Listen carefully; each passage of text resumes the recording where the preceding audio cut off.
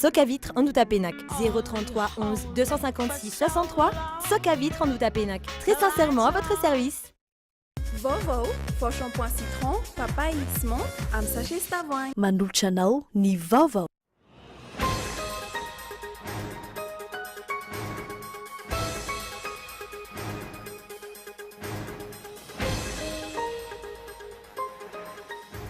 Lasa faralahandra ny fampiavana-pirenena fa fionana politika no nitranga teny Ivato ny fanovana ny lalam-panerenana sy ny fiarovana ny harena kibon-tany ary ny lafi ny fandriampahalemana nosongadina. Tanterahana ny folakandro teo ny fampitena ampavimaso ny tatra ny voatra nandritra ny fionana.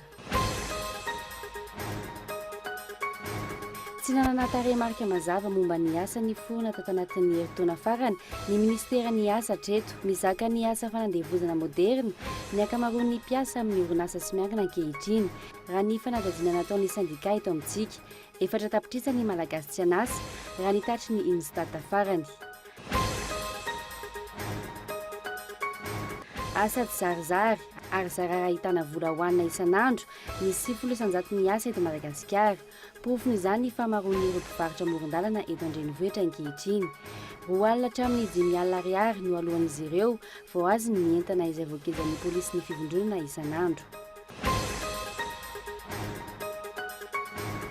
Mangataka torohevitra sy fanohanana avy amin'ny Madagasikara ny antoko politika iray avy Atsikômoro izay atrika ny fividianana filoham-pirenena ny toerana afaka 10 volana. Mikorotana ny antenimieram-pirenena ny Komoro ary matetika ny fanitsakitsahana ny lalam-panerenana ho ny antoko dra. Any Nepal, tafakatra 490 ireo maty tao anatin'ny horon-tany ny tranga tany Nepal ny sabotsy lasa teo araky ny fampitam-baovao ofisialy avy amin'ny mpitondra fanjakana. 4 alina no naratra mafy ny gadona tany Katmandu Maly ilay fiaramanidina nitondra ny fanampiana frantsay. Ny Atsipirena Vetrany.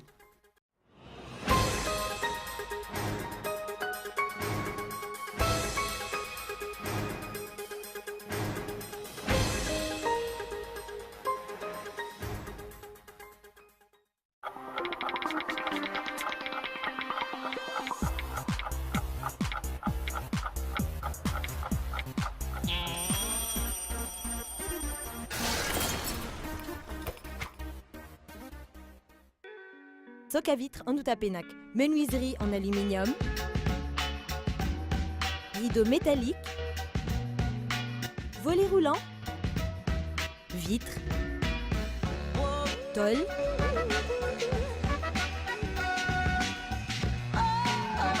Soc à vitre en Outapenac 020 22 682 28 033 11 256 63. Soc à vitre en Outapenac. Très sincèrement à votre service. Bon ben je vais partir là. Hein. Ok. C'est bon là? Ouais. Pas de bisous? Non, ça va. Rejoignez Annick Beauté, spécialiste en coloration, coiffure d'événements, tissage, coiffure pour hommes, pack mariage. Oh, pas de bisous? Non, ça ira. Voulez-vous être une femme sublime, attrayante et sûre de vous? Mon secret, Annick Beauté. N'hésitez plus, affirmez votre personnalité chez Annick Beauté. Annick Beauté, notre secret. Efa ela no nitadiavako shampoing azo antoka sy tsy manimba ny volo. Shampoing tena mety aminy ary manamanitra azy ela. Sady maty ampiasa matetika e. Zany no natonga anay nifidy ny shampoing Vao. Shampoing papay mampangirana sy manala ny volo misy aringotra. Shampoing menthe manadio sy manamevana ny volo misy angatrana. Shampoing citron manome tanjaka ny volo mora mitsiro menaka. Vao shampoing tia ny volo peri. Vaovao, faux shampoing citron, papaye, ciment, am sachet stavoing. Cours Assam. Cours Assam. Wanao manao ny fanadinana CPE, BPC, Bac A, C, D, G2 misokatra ny fisoratana anarana ho an'ny cours de révision intensive fidirana sabotsy 2 mai 2012. Isy boky 2 hozaraina. Ankino amin'ny mpanabe azo antoka ny hoavinao. Cours Assam Analakely, Analamahitsy, Ambohibao, Itaosy, Antsirabe, Moramanga, Mahajanga, Ambatondrazaka. Téléphone 22 345 38. Matoky ny Assam dia tokony tena anao ianao.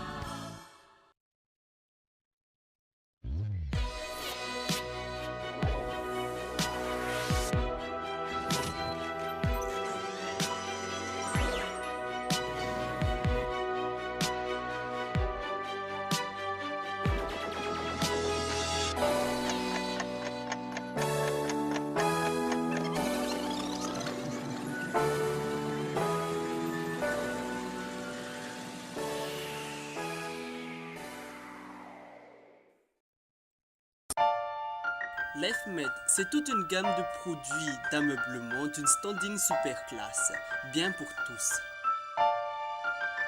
Pour ma nouvelle maison, ce canapé est vraiment idéal pour me relaxer le week-end. Waouh!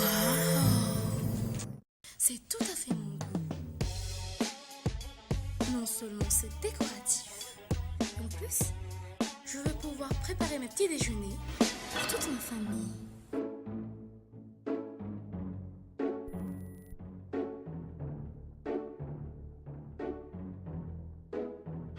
Même les enfants rêvent d'être grands. L'EFMED, à nous ça. Ny azo ny vanikolaka, ny tanin'andriny ny tsara. Ny orinasa Madagascar Evolution Immobilier dia vonona ny mefafapoanao izay mikasa hividy tany. Fitsidihana maimaimpoana, mampandrisaina anao amin'ny fikarakarana ny taratasy rehetra. Koa raha mila fanazavana fanampiny ianao dia antsoy azy ny lahazana 033 21 099 06 na ry 034 14 099 06 22 566 54. Madagascar Évolution Immobilier, un avenir sûr, investir, bâtir pour le futur.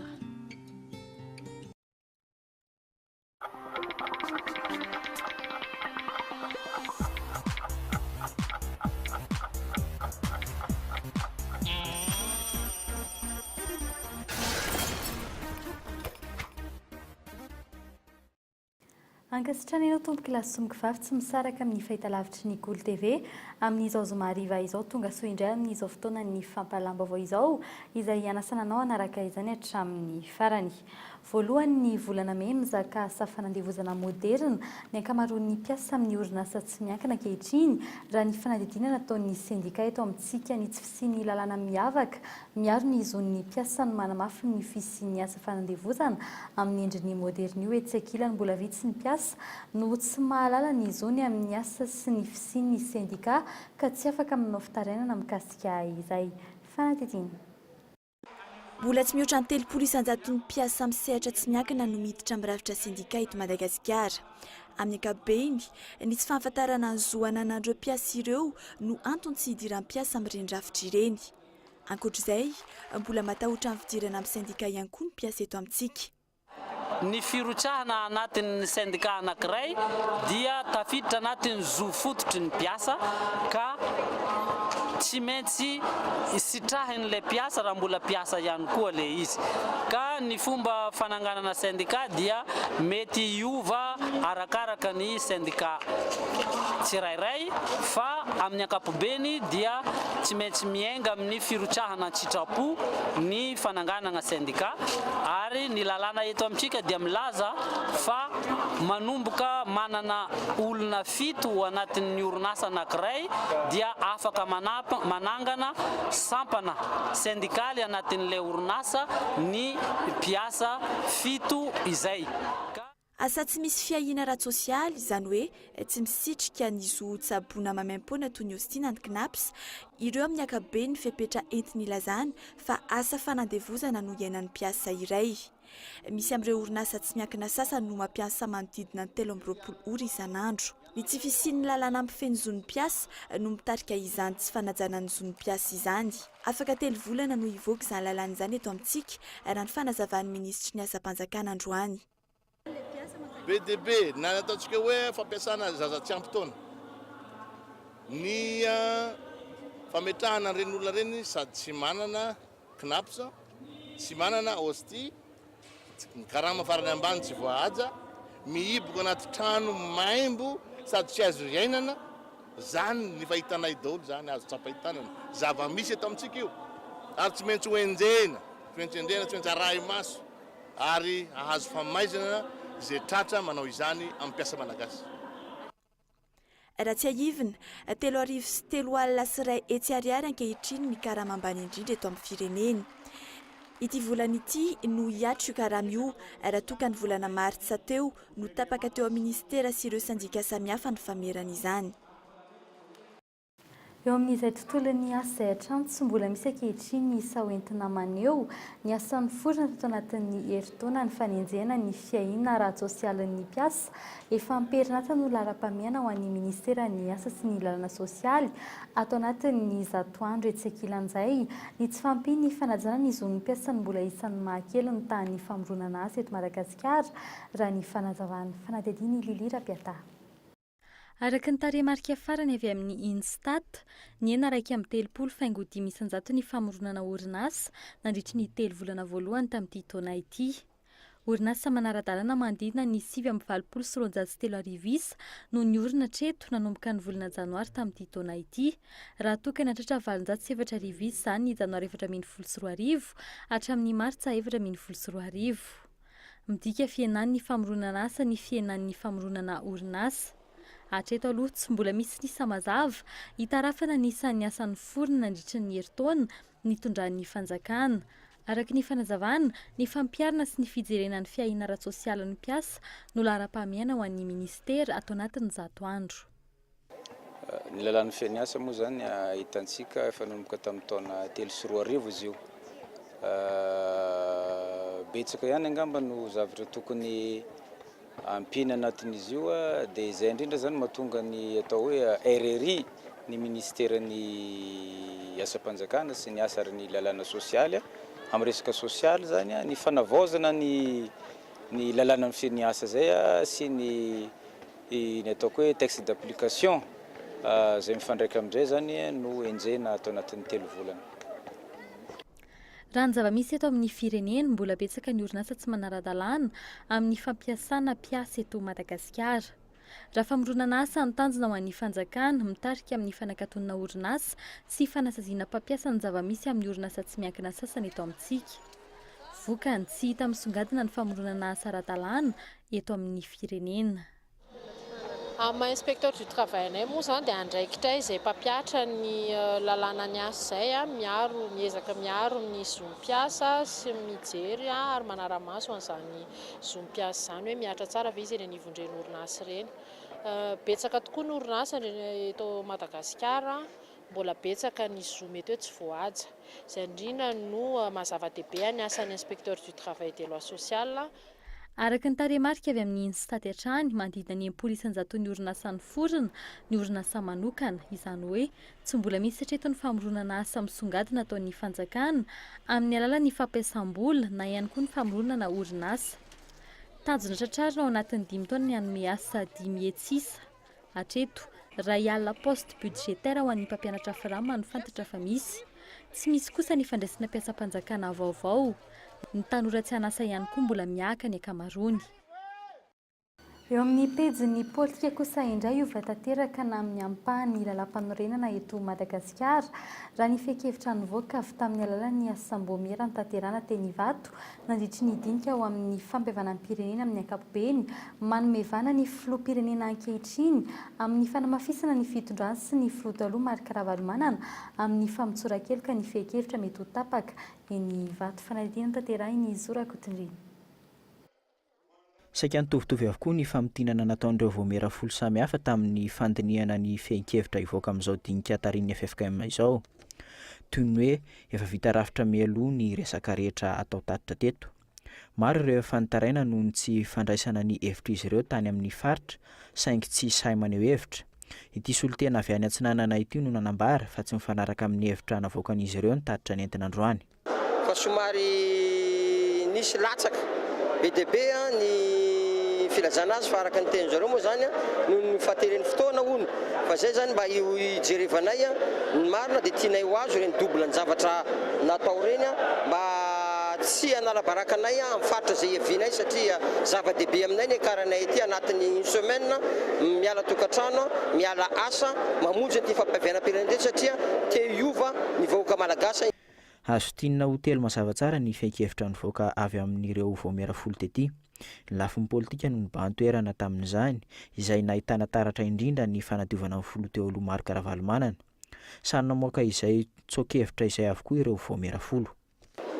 Foanana ilay décret mametraka ny président Ravalomanana amin'ny résidence surveillée. miroso amin'ny fanamafisatoeran'ny filoham-pirenena am-perinasa kosa ny lafin'ny politika iray. Mibahan-toerana amin'izany ny fangatahan'ny rehetra ny tsy maintsy hanovana lalam-panorenana, fifidianana na élection constitutionnelle kosa ny endrika andaniana izany. De le Conseil national de réconciliation, direction collégiale zany natao ao, le filoha teo aloha miaraka amin'ny ranofony transition.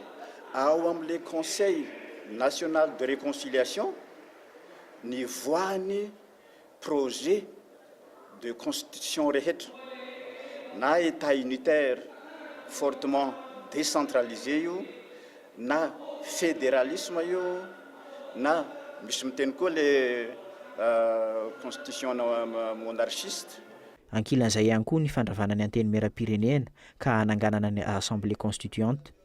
Raha atao sarotsotra, horavana ny anteny miaram-pirenena ka hirotsaka amin'ny anaran'ny SVM avokoa ireo solombavambahoaka mampara faharoa sy fahatelo izay mampisy resabe ao amin'ny andinin'ny faharoa amby fitopolo amin'ny lalam-pandrenana amin'izao.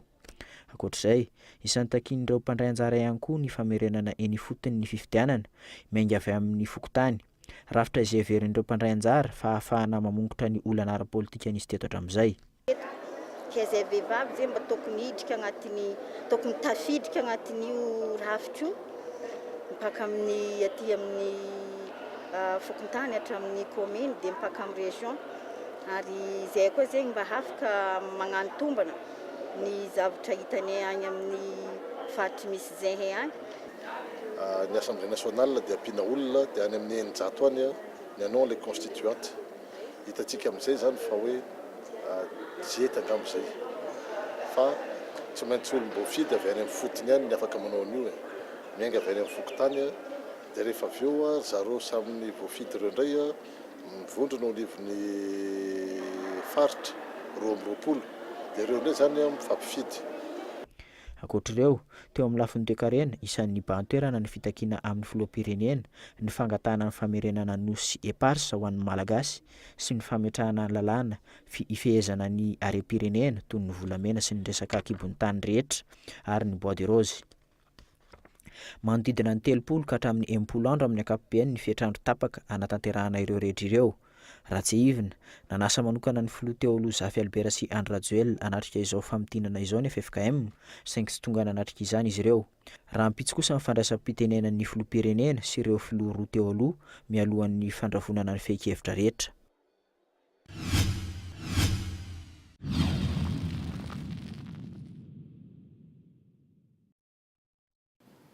Fananaitra kosa ny filazan'ny vondrona Europeana omaly fa nitotongana ny tontolon'ny fampiasam-bola eto Madagasikara tsy voafehin'ny mpitondra fanjakana ve ny sehatry ny toe-karena dia tsy lara-pahamehana ve ny fanjakana malagasy azo antoka fa isy fiantraikany lehibe amin'ny fihetsiky ny mpampiasa vola eto Madagasikara ny fanambaran'ny vondrona iraisam-pirenena lehibe tahaka ireny hoy ny mpahay toe-karena manoloan'izany hatreto mijanona ho resaka ambony latabatra ny hoe fanjakana tsara tatana sy ny tany tandalana ary milamina.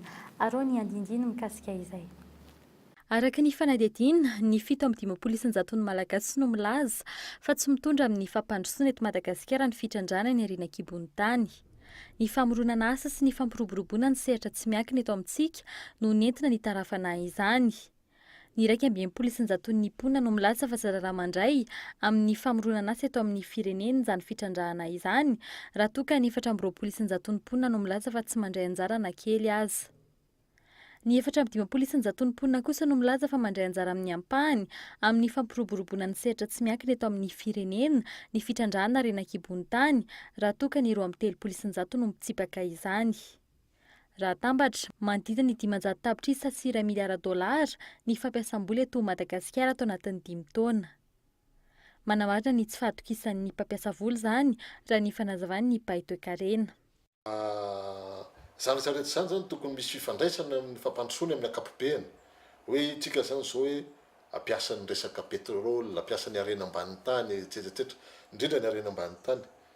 Fa zany rehetra zany mila infrastructure. So mbola ataonao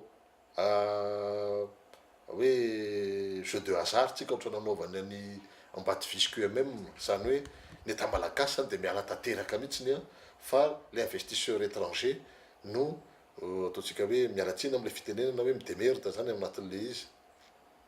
ka tsy mety zany tsy maintsy fehizitsika zany a ny fametranany infrastructure rehetra ao anatin'ny fampandrosoana Madagasikara.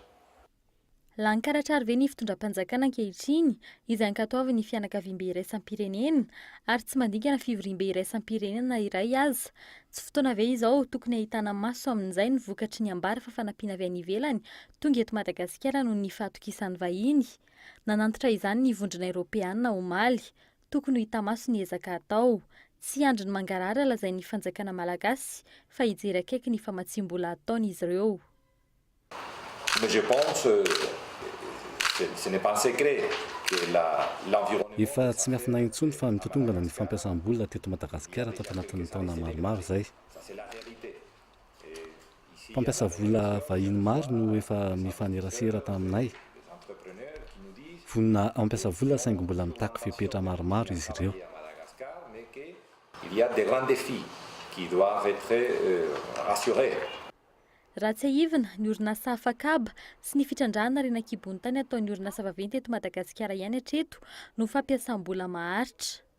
Mbola miankina amin'ny kaody minier vaovao no ahafahana indray mamaritra ny tombontsoa azon'ny firenena malagasy avy amin'ireo fitrandrahana ireo.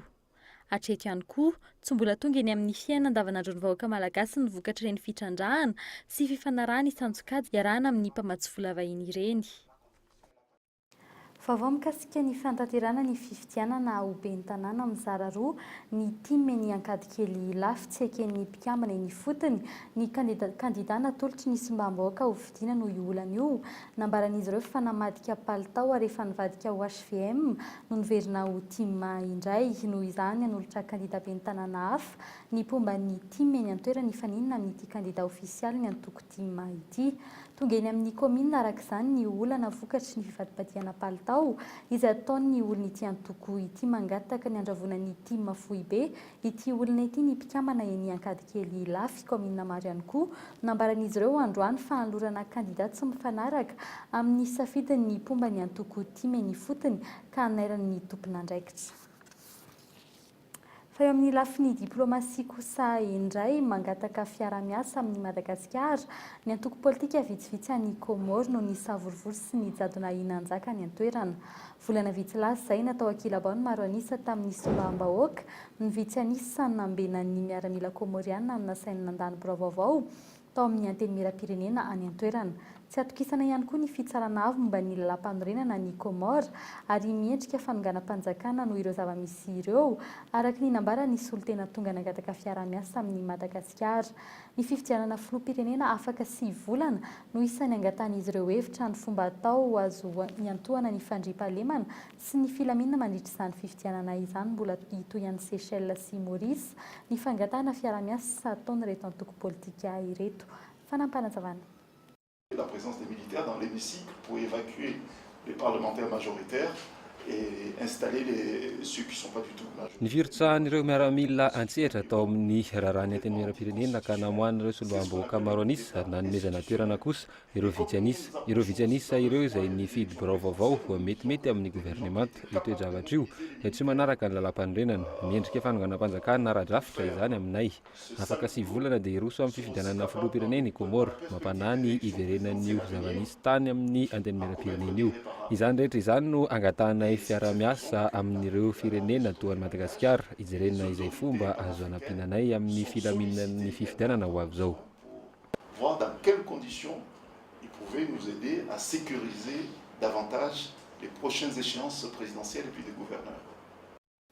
Lafim-baovao fa tanteraka kosa indray tsy afaka mampiditra harona vita amin'ny plastika eto Madagasikara intsony ny mpandrara-panafatra sy mpivarotra izany manomboka androany eny amin'ny fahatseranana saziana iantoka ny saran'ny famerenana ny entana rehetra izay tratra mampiditra harona vita amin'ny plastika na akora fanamboarana izany ampiroborobo ny sehatry ny harona vita malagasy kosa izao fanapahan-kevitra iarovana ny tontolo iainana izao ny mpandrary sy ny mpivarotra harona vita amin'ny zavamaniry izay tsy maintsy ampitomby ihany koa ny famokarana araka ny nambaran'izy ireo. Fanadihadiana Oliva Andriniala. Azo vana ve ny arina vita malagasy Atsoatsy namono antoka ny mpivarotra ity vokatra 100 voajanahary sy 100 malagasy ity ny fitobaky ny arina plastika hatramin'izay. Raha arina hatramin'ny 20 isan-kerinandro nalaina ny amin'ny mpamongady izay mitetina hatrany amin'ny 2 alina sy 100 ariary, ny antsasak'izay amin'ny ankapobeny no lafo isan-kerinandro, izany hoe 7 isa mitetina 4 alina ariary farafahabetsany. Namono antoka ny sehatra teo amin'ity arina vita malagasy ity, ny arina vita amin'ny plastika izay voarara tsy ho azo ampiasaina intsony. Arak'izany, manantena ny mpivarotra arina tsisy vita malagasy fa ampivoatra azy ireo bebe kokoa izao fandrarana izao. Ny tsena mihitsy ny ratsy dia maty ampitombo ary dia arakaraka ny fahefa-mividin'ny mpividy arakaraka ny fahefa-mividy izany mety ampitombo an'ilay zavatra amidinay.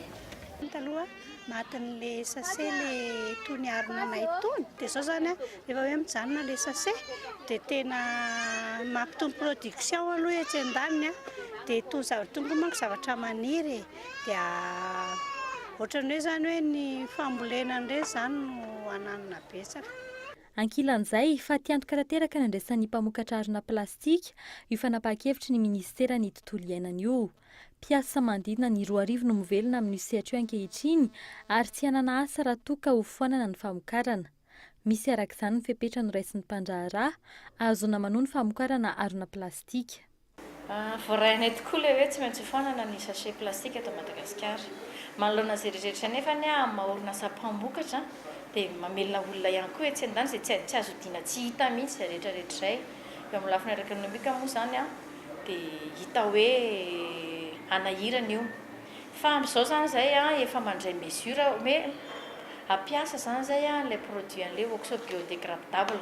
Izany hoe rehefa misy an'io zany raha isan-jato eo ny matière première izay ampiasainay dia mety levina zany ilay sachet rehefa daniny masoandro na ny action ny anona rehetrarehetra ny hafanana, ny orana, lasa azo le vonona zany ilay sachet amin'izay fotoan'izay.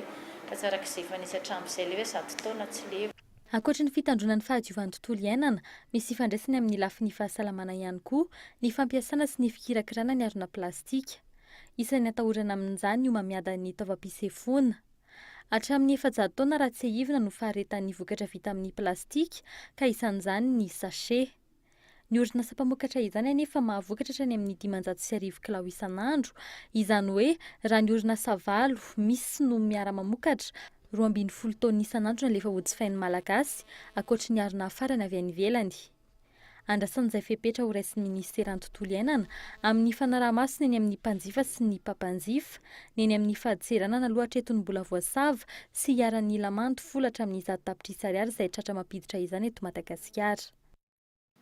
Eo amin'ny vaovao sosialy kosa indray ny ravatrano sy ny tsy manan-kialovana sisa no tazana eny Andotam-penaka tobina tokana ho an'ny Trabona nandrinitry ny tondra-drano farany teo fianakaviana 120 ahitana olona 5telopolo sy 500 resy lahitra tsy vonina norom-ponenana any an-drano feno Akazobe ny ankamaroan'izy ireo ampiasa ny tany izay efa nampanantenainy ny fanjakana fa azo ambolena sy ompiana. Tsy mbola mazava kosa hatreto izay andrindrana ny fitaterana ny fianakaviana ifindramonina ny toerana andraisana azy ireo no efa avonina misy trano fonenana vitsivitsy efa nahorana. Arao ny fanadetiny Oliva Antriniala. Sakafonay zao nanomboka tam'kainy izay zao tsy mendry sakafo tsony teto.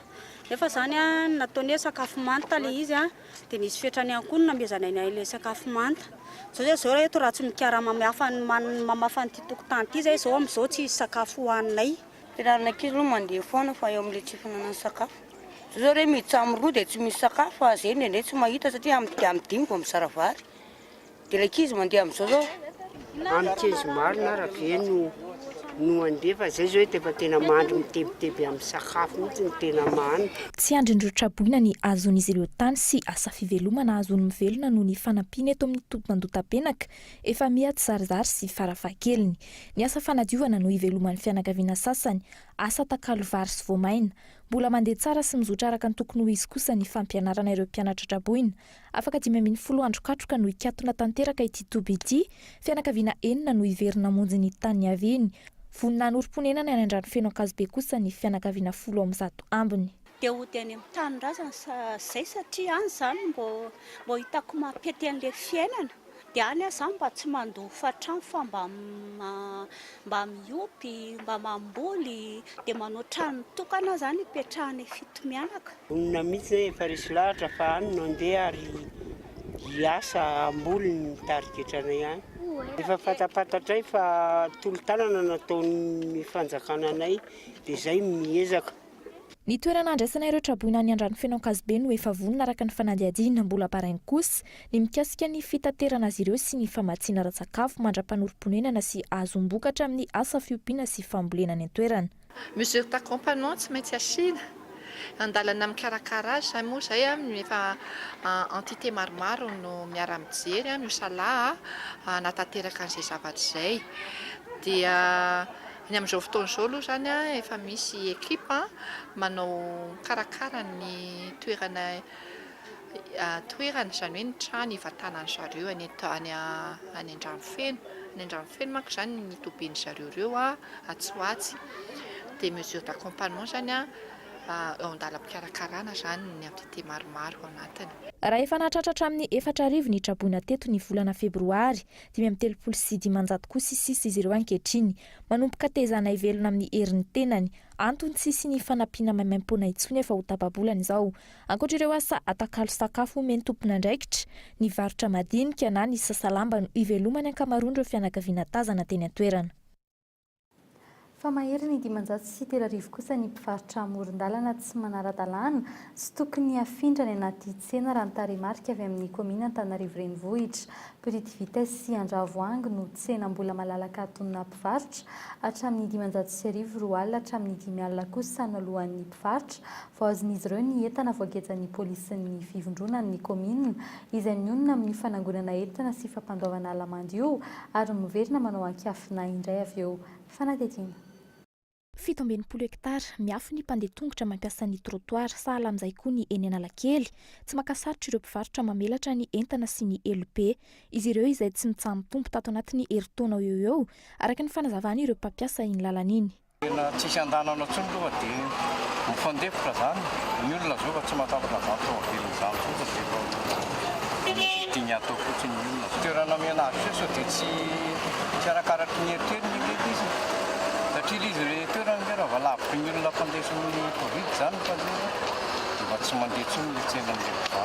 Reny zany le tike zany tokony hoe manana tike reny olona ireny dia zarain'ilay mpizara tike. Nefa le tike tsy meny an'ilay mpivarotra fa vola fotsiny nalainy dia eo no mipetraka. Fangalapia eo amin'ireo mpivarotra sy ny polisy ny fivondronana intelo hatramin'ny 5 isan'andro isaky ny tonga manangona entana ireo kamiony fivondronana. Raha ny maha-olombelona sy ny fitadiavana no nampimenomenona ireo mpivarotra hatramin'izay, milaza kosa izy ireo ankehitriny fa ny toerana ifindrana no tsy mbola misy. Tsy manana plasy zay, tsy manana zay. Zay tsy mitenen'ny fivondronana zany hoe ampidirina zay zay zany amin'ity sisiny ity zany le hoe lasainy zareo fa tsy ara-dalàna nefa toerana menanay zany mbola tsisy. Miala amikamio avany izy dia ahorona ny entana dia entina mitsoaka. Hatreto tsy mbola misy ny fepetrana vahaolana maharitra narosiny komina Antananarivo renivohitra. Tsy ampy ny mpiasa anaramaso eny amin'ny tsena rehetra mandritra ny tontolo andro. Tsy ampy ihany koa ny camion ivezivezena matetika eny amin'ireo tsena ireo. Intelo isan'andro kosa izy ireo no mandalo mijery izay mivarotra eny amoron-dalana ary mandroaka avy hatrany ireo entana. Entan zareo le alainy reny zany dia jejaina aty aminay ato amin'ny magasin de stockage-nay ato. Mandosala zareo izay mifanaraka amin'ny entana zareo dia lasa miverina ny aminy entana.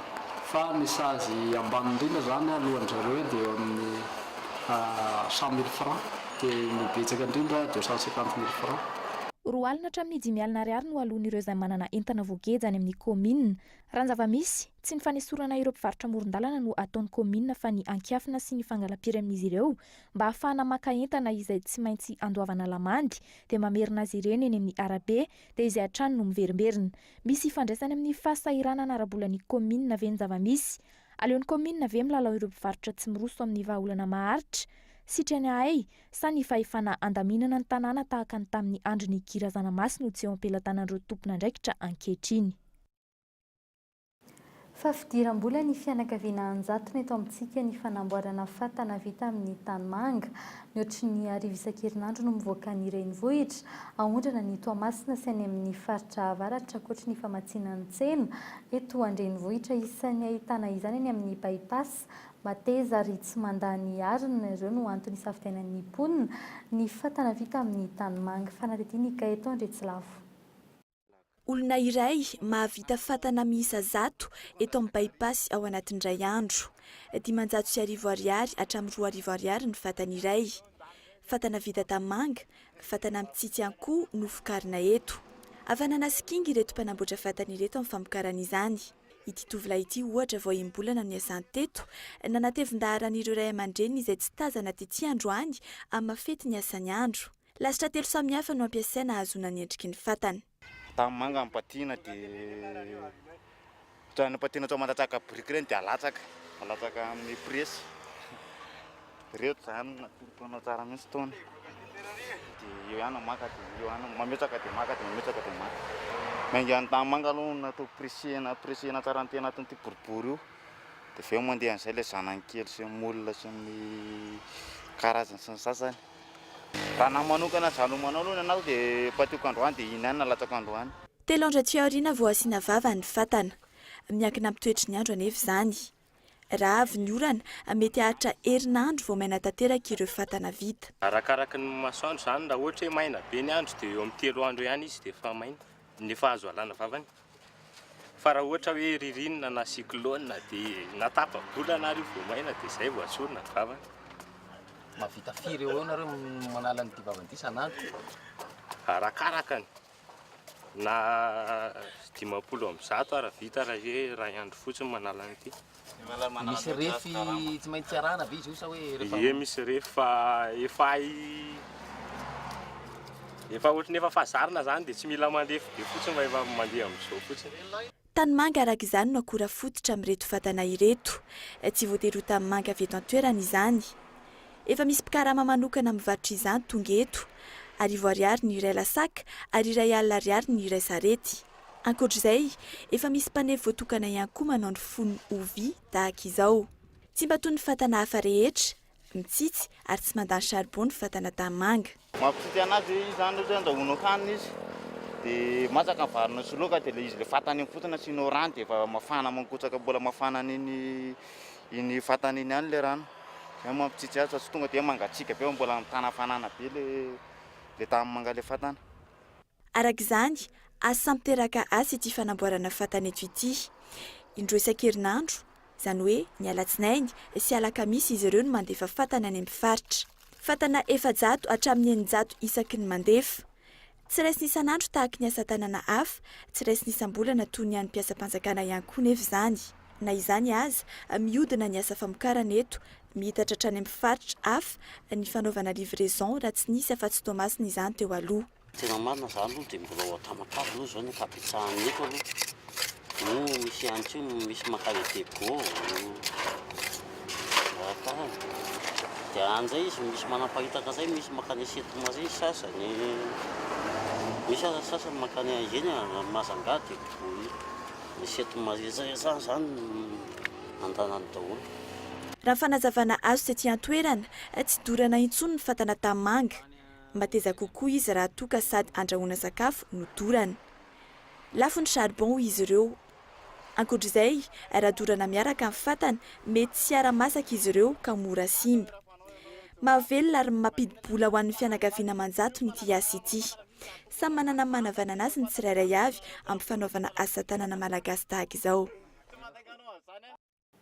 Fa niverina trabona indray ny vahoaka nandotam-penaka voalohany, tsy noho ny fiakaran'ny rano nefa izany fa noho ny rano maloton'ny trano fivoahana avy amin'ny faritra 67 hektara rehetra no mifatratra any an-tokantranon'ny olona maherin'ny 570 tafo ao amin'ity fokontany nandotam-penaka voalohany faritra fahadimy ity. Antony, trano lehibe iray miorina eo ambony tatatra fandehanan'ny rano maloto ka mahatsetsina izany. Io trano io izay efa nanaovana fanadihadiana efa ela saingy manampitsofina ny komina hatramin'izao. Fanadihadiana Doany Andrenjatovo. Ny potra nefa nampozina, fofona maimbo hatreny amin'ny vavorona ny vokatry ny lesoka teo amin'ny fomba fiasan'ny komuna ka nanomezana lalana n'ity tranobe ity hanao fanorenana ambony tatatra hita maso ary miantra manaina ny vokatry ny kolokolo eo anivon'ny tanàna Antananarivo renivohitra. Le tatatra zany a miainga avany atsimo avany amin'ny tranonjiro a dia amin'iny le lakan-drano kanefa an'ity zany zao a tapena ny zareo an'ity kanalina ty an'ity a dia tsy afaka mandeha. Ny antony tsy nahafaha mandeha dia tsotra ihany. Hitanao a le fako ato zany a miala avy atsimo ary ty zany misy tambo ty dia le fako mandeha ary zareo ato anatin'ity tokantrano ty nefany a tsy mba manala an'le fako zany. Tsetsina ndalina novakin'ilay tompon'ny trano eo amboniny ary navariny namakeny amin'ny quartier iray ka mampimenimenina ny vahoaka. Efa nisy ny fanohanana nataon'ny mponina manoloana ny fihetsika nataon'ny tompon'ny trano eo ambony dalina izao fa tsy niainoana izy ireo araka ny fanazavana azo. Manamafy amin'ny fisian'ny aretina ireto mponina ireto noho ny fahaloton'ny rano be loatra. Zany ny fean'le rano avy ao a rano maloto avy any amin'ny WC.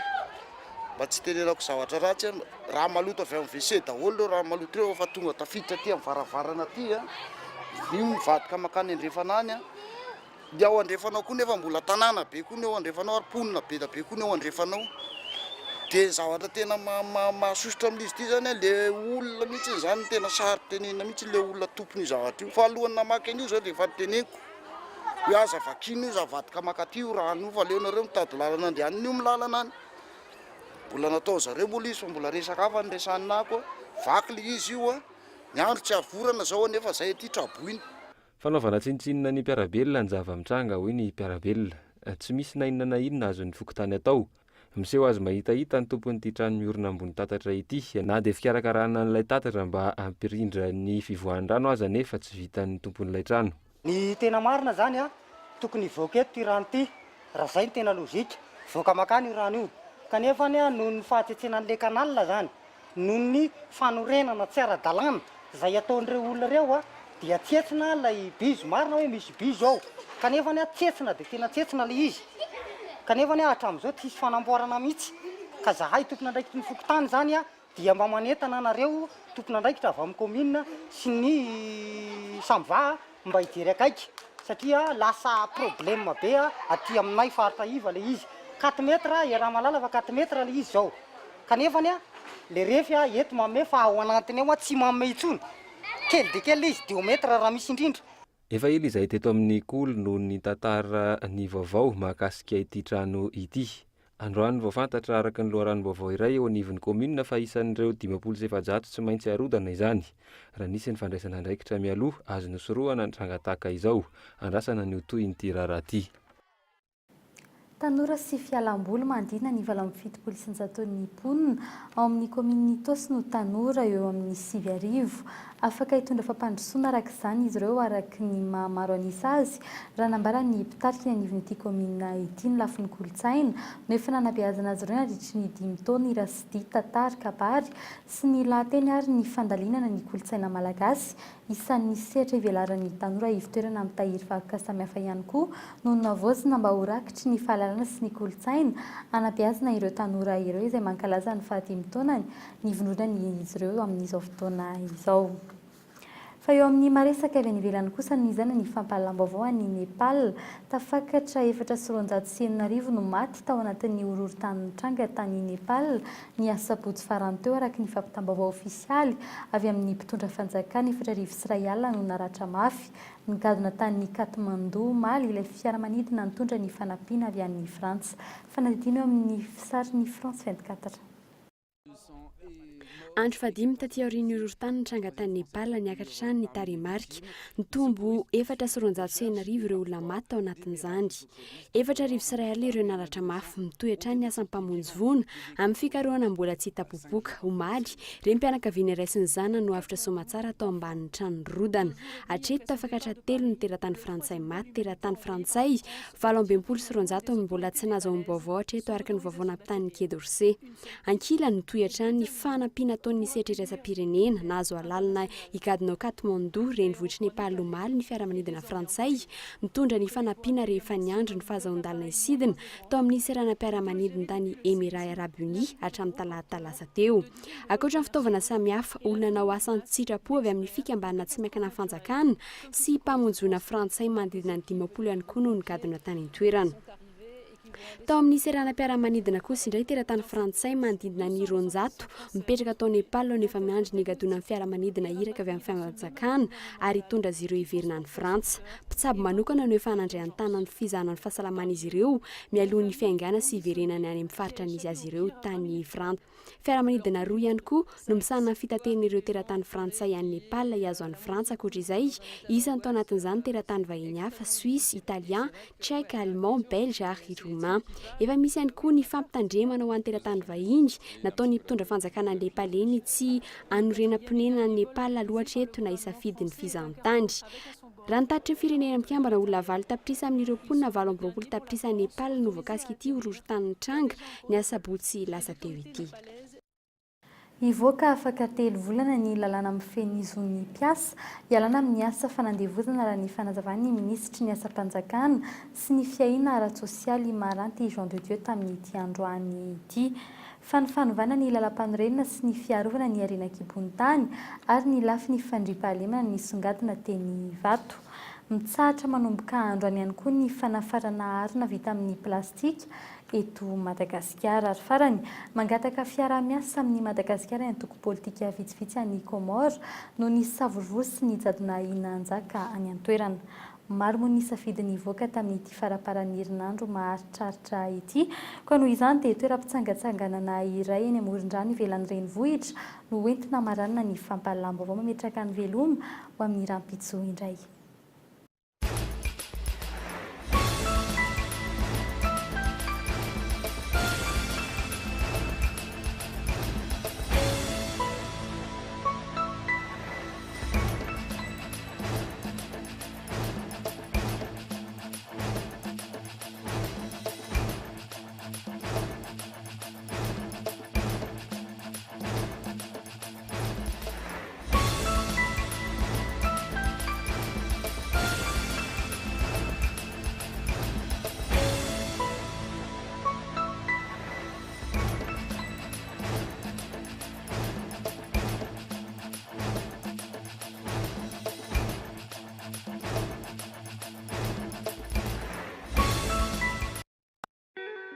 Soc à vitre en Outapénac 033 11 256 63. Soc à vitre en Outapénac. Très sincèrement à votre service. Vaovao, faux shampoing citron, papaye, menthe, amin'ny sachet Stavoin. Nanolotra anao teo ny Vaovao.